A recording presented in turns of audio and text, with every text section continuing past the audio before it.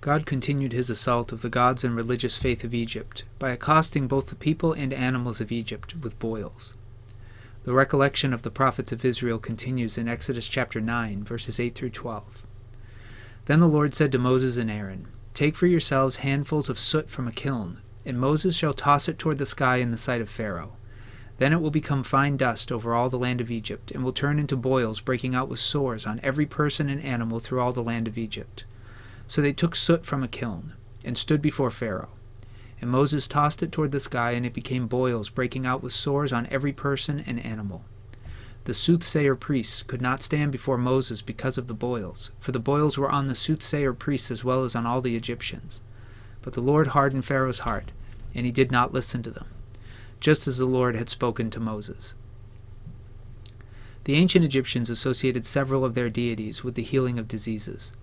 Principal among these were the goddesses Sekhmet and Isis and the god Heka. Wilkinson has described these deities in the following ways. Isis first. According to the theology of the Heliopolitan sun cult, Isis and Osiris were both the children of Geb and Nut, but Isis became the wife of her brother and assisted him in ruling Egypt during his mythological kingship on earth. After Osiris's death and dismemberment at the hands of his enemy Set, Isis, along with her sister Nephthys, mourned inconsolably and began to search for her husband. Eventually the goddess found her husband's scattered parts and reunited his body, or in another version, she found his body enclosed in the trunk of a tree. Through her magic, Isis revivified the sexual member of Osiris and became pregnant by him, eventually giving birth to their child Horus. This underlying mythological role as the wife of Osiris is the basis of the importance of the goddess in all of her other aspects. After the birth of Horus, various dangers threatened the young god, but throughout them Isis steadfastly cared for her son. She gained healing for him in one instance from a potentially lethal scorpion sting, which became the mythological basis for her healing powers, and those associated with the so-called Sipi, or healing plaques of Horus the child.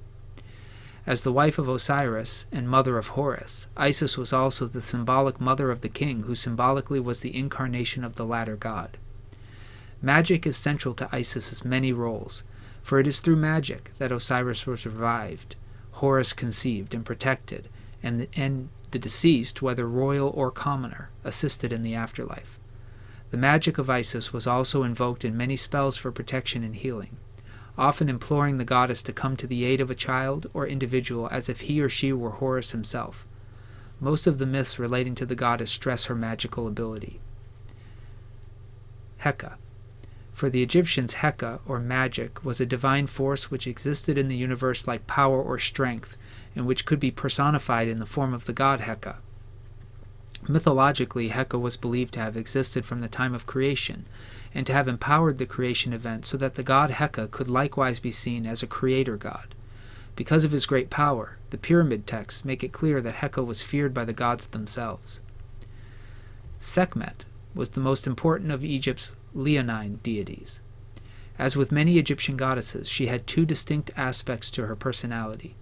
On the one hand, a dangerous and destructive aspect, and on the other, a protective and healing aspect.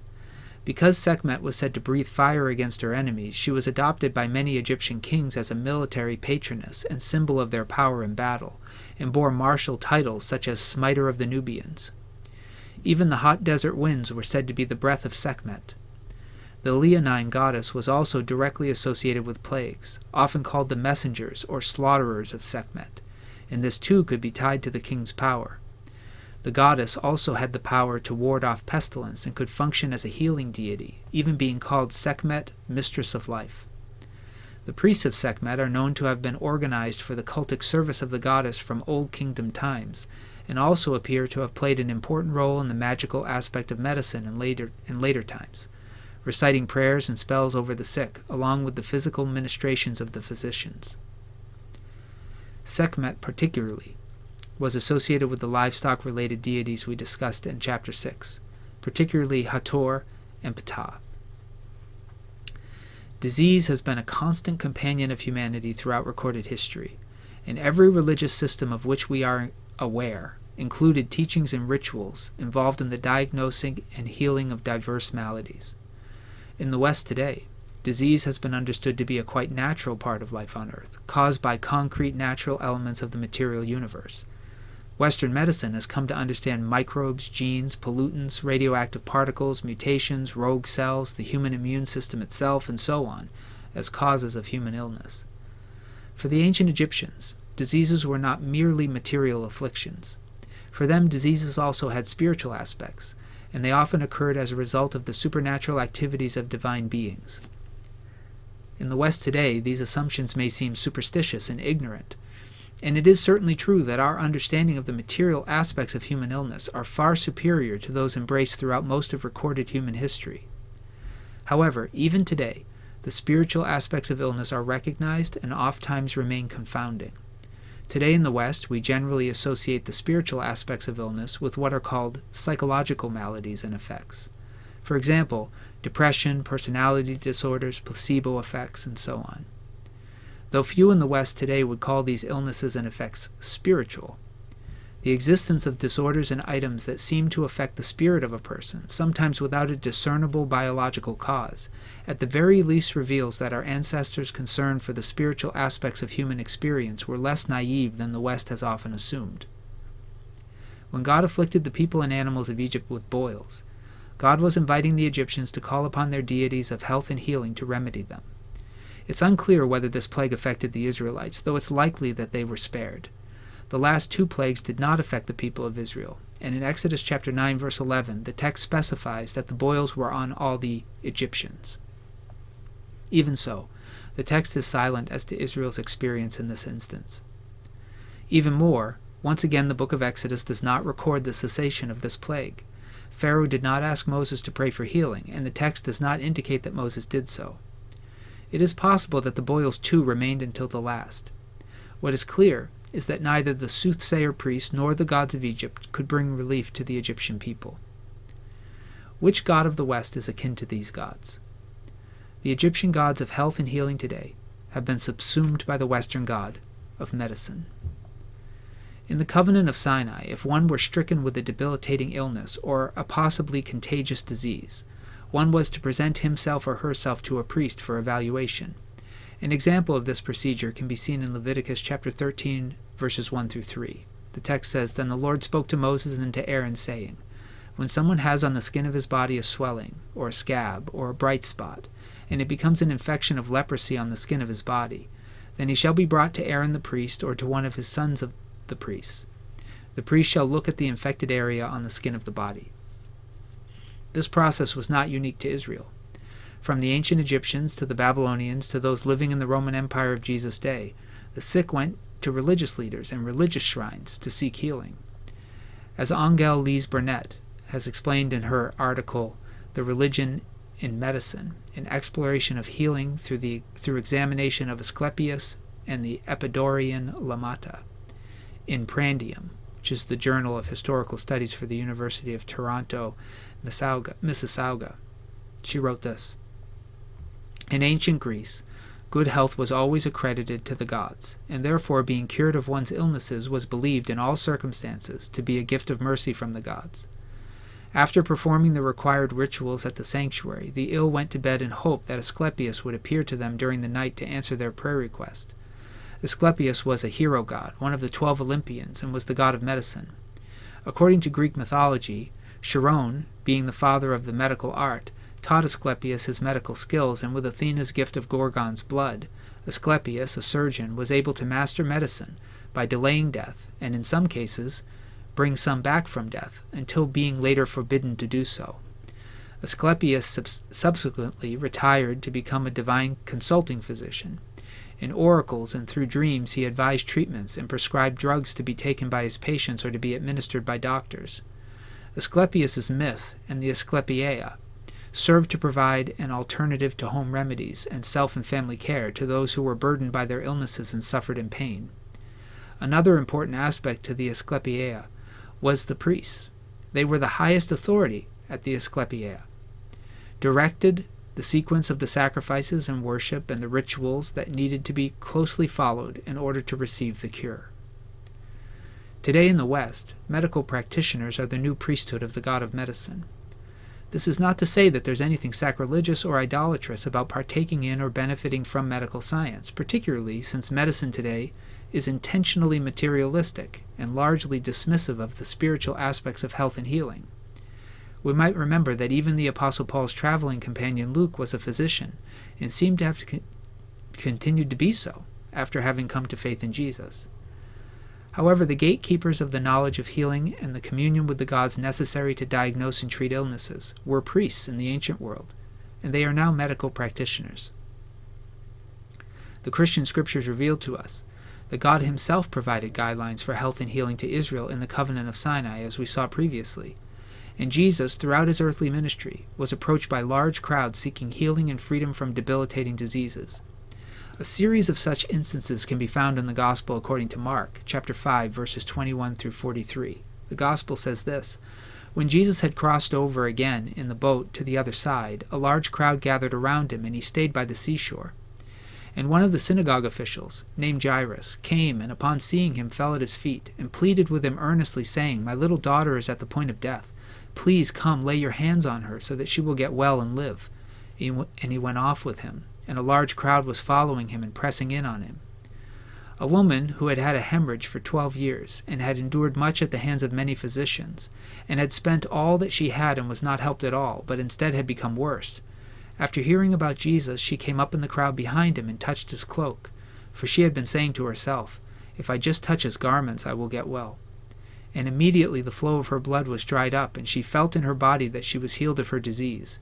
And immediately Jesus, perceiving in himself that power from him had gone out, turned around in the crowd and said, Who touched my garments? And his disciples said to him, You see the crowd pressing in on you, and you say, Who touched me? And he looked around to see the woman who had done this. But the woman, fearing and trembling, aware of what had happened to her, came and fell down before him and told him the whole truth. And he said to her, Daughter, your faith has made you well. Go in peace and be cured of your disease. While he was still speaking, people came from the house of the synagogue official, saying, Your daughter has died. Why bother the teacher further? But Jesus, overhearing what was being spoken, said to the synagogue official, Do not be afraid, only believe. And he allowed no one to accompany him, except Peter, James, and John, the brother of James. They came to the house of the synagogue official, and he saw a commotion, and people loudly weeping and wailing. After entering, he said to them, Why are you making a commotion and weeping? The child has not died, but is asleep. And they began laughing at him. But putting them all aside, he took along the child's father and mother and his own companions, and entered the room where the child was in bed. And taking the child by the hand, he said to her, Talitha cum, which translated means, Little girl, I say to you, get up. And immediately the girl got up and began to walk, for she was 12 years old. And immediately they were completely astonished. And he gave them strict orders that no one was to know about this, and he told them to have something given her to eat. Mark's inclusion of the name Jairus probably indicates that he was a significant person still known to Mark's audience at the time of the writing of the Gospel, and yet he humbled himself before Jesus, and not just for anybody, for his daughter. This action is hardly surprising to Western people today, but in the culture of Jesus' day, daughters were often not afforded this sort of compassion and care. Moya K. Mason, in her article, Ancient Roman Women, A Look at Their Lives, has explained thusly. Women did not have a choice between having children or not. They also could not overrule her husband if he chose to expose a newborn. Many female infants were exposed by their families because they could not carry on the family name, and they also required a dowry at the time of their marriage. Eva Cantarella, in Pandora's Daughters, states, The earliest power that the father could exercise over a filius familius was that of exposure. At birth, in a highly symbolic rite, newborns, male and female, were deposited at the feet of the father. He, without explanation or justification, either recognized the child as his by picking it up, or withheld his recognition by leaving it where it was. The recognized child became a member of the familia. The unrecognized child was abandoned to the river or left to die by starvation. Most of the exposed were girls, but some were sickly or weak-looking males. On an Oxyrhynchus papri, a letter from a husband to a wife instructs her to let the infant live if it's a boy, but if it is a girl, expose it. It was as simple as that. This practice of exposure greatly reduced the female population, as did the neglect of girls. Augustus was so concerned with the decline in Roman population, particularly in the aristocracy, that he passed both the Julian laws in 18 BC and the Papia Poppaean laws in 9 AD. These laws placed penalties on celibacy and not marrying, and rewarded marriage and having children. Neither set of laws really helped to greatly increase the population of Rome. There is ample evidence that daughters posed similar challenges for Jewish families in this time period as well. Now, that's not to say that Jewish people practiced exposure, which was an early form of abortion, in the ways common in the broader Roman culture. But in the case that a daughter was dying, Jairus' humility before Jesus on her behalf would have been striking, particularly to Mark's most likely Roman audience. Jesus, of course, did not show any hesitation in responding to Jairus' request, nor to coming to his daughter. So Jesus set out with him. But on the way, Jesus encountered another marginalized person, a woman, who had endured a bleeding disorder for 12 years. She had been treated by many physicians, but her physical health had only declined. This was another example of a person the society of the time would have seen as less worthy of special attention. According to the covenant of Sinai, a flow of blood made a person perpetually unclean, can be seen in Leviticus chapter 15, verses 25 through 30. And beyond social ostracization, Mark's description of her experience with doctors seems to have been oppressive as well. He says, suffered a great deal. As Sharyn Dowd has recounted in her commentary reading Mark, this woman's experience was not uncommon. Dowd writes this, "Indeed, when one reads the descriptions of treatments for uterine hemorrhage that were practiced in Mediterranean antiquity, it's easy to see why the author of Mark would characterize the woman as having suffered much under many physicians, and as having become worse rather than better as a result. The 2nd century CE physician Sharyn describes treatments developed by his predecessors of the previous 2 centuries and expresses a preference for relatively drastic vaginal suppositories, for instance, oak gall, pulverized frankincense, calcites in equal parts, together with sweet wine or ashes of a sea sponge soaked in raw pitch and then put inside." That's the end of the quotation. This ritually unclean, socially marginalized, physically tormented woman took a great risk in touching the hem of Jesus' garment. According to the covenant of Sinai, her touch alone would have made Jesus ritually unclean. But her desperation came with a certain clarity, the certainty that it was worth the risk to her and to him. She bet that Jesus' health was catching, and that rather than making him unclean, he would make her clean. She was right. She was healed.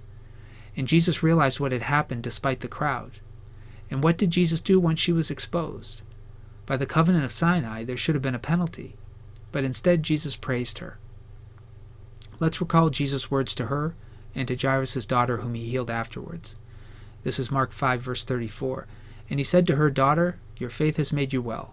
Go in peace and be cured of your disease.'"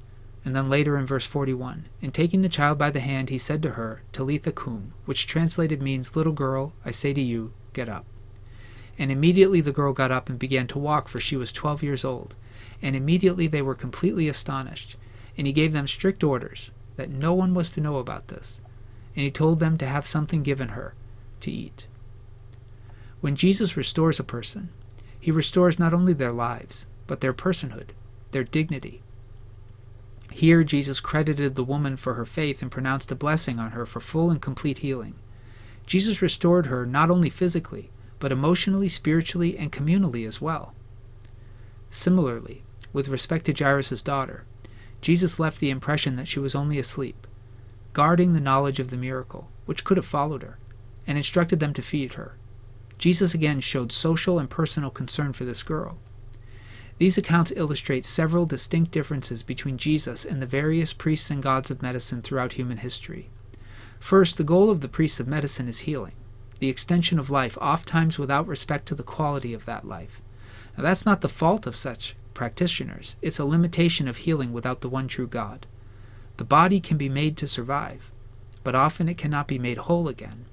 When Jesus healed a person, he made them whole, physically, spiritually, and socially.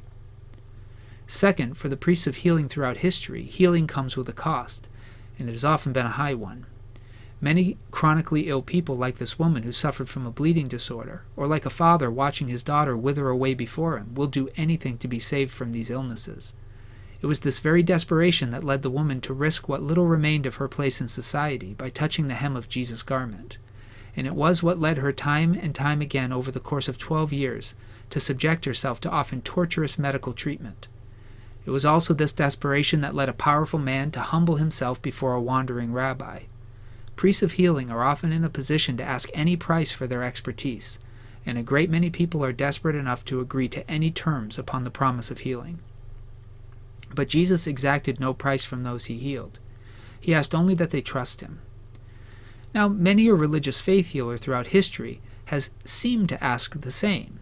Many have even appeared to offer healing free of charge. But there is always a price nonetheless. They desired testimonials, referrals, passionate stories to be shared widely about their power and their gifting. This, too, has distinguished Jesus. Both of these miracles were done in secret, and Jesus instructed the disciples who witnessed his miracle to keep the matter to themselves. The priests and gods of medicine, both in the ancient world and in the West today, cannot offer true healing. Certainly, through our incessant eating of the tree of knowledge, we have learned to combat many ailments with which our ancestors would have been forced to live and to die, apart from divine intervention. Perhaps this has made us feel like gods. If we took our present knowledge back into the past, the ancients would certainly see us as godlike. But to heal the body, or to suppress malfunctions, is not the same as restoring wholeness. The ancients paid all they had to delay death another day. This was the stock and trade of the priests of health and healing, and many a family today has fallen into financial ruin for similar reasons. Perhaps this story makes clearer than most others that Jesus' ministry was less about easing physical distress and discomfort, and more about restoring the person to dignity. Some have argued that these stories indicate that Jesus embraces the unclean and the profane, and therefore there are no distinctions, no inside or outside, no clean or unclean for Jesus. However, such a conclusion would be to read this story without reference to the larger context of Mark. And speaking of the demoniac in the story immediately previous in Mark's Gospel, Dowd again has written the following: "For the Mark in Jesus, there are limits to inclusiveness. That which destroys the self and makes community impossible is driven out, and wholeness is restored. The good news for this tormented specimen of humanity is not that he is accepted just as he is, but that he is transformed into the person his Creator intended for him to be, no longer distorted by powers that are alien to his created self."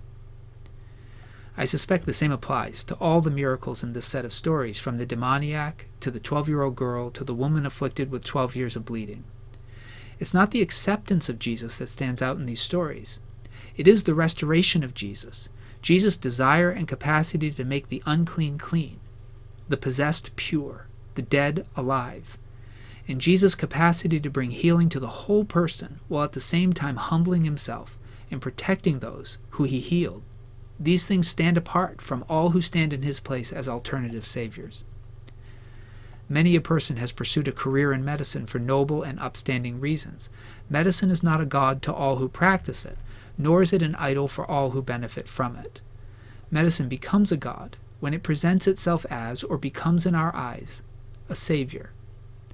Medicine becomes an idol when we place our hope and our future in its wisdom. Medicine becomes a god when it presents itself as the final authority, the only recourse, the gateway through which any who wish to enjoy life and thriving must pass. God is about to assault the Western god of medicine in the days to come. For presenting itself as the first and last recourse for human life and thriving, as the savior of human life, God will bring judgment. For robbing the desperate of their livelihood and dignity, God will bring judgment. For oppressing medical workers and failing to honor their need for Sabbath and rest, God will bring judgment. For draining the dying of every last resource without hope of recovery or future wholeness, God will bring judgment. For placing profits over health and riches over the restoration of wholeness, God will bring judgment. For chasing people away from faith in God and encouraging them to place saving faith in medical practitioners, God will bring judgment. As we discussed in Chapter 2, Episode 2 of this podcast, really, the COVID-19 pandemic has been the blood in the water. But another disease is coming that will confound all who attempt to cure it. As God sent boils upon the ancient Egyptians, he is about to send boils on the nations of the West. When this plague arrives, it will remain until those tasked with the healing of the nations, from the least to the greatest, Cry out to the God of Abraham, Isaac, and Jacob, who became flesh in the person of Jesus, for mercy. When this cry is made, God will hear. May those who have ears to hear listen to what the Spirit is saying to the churches.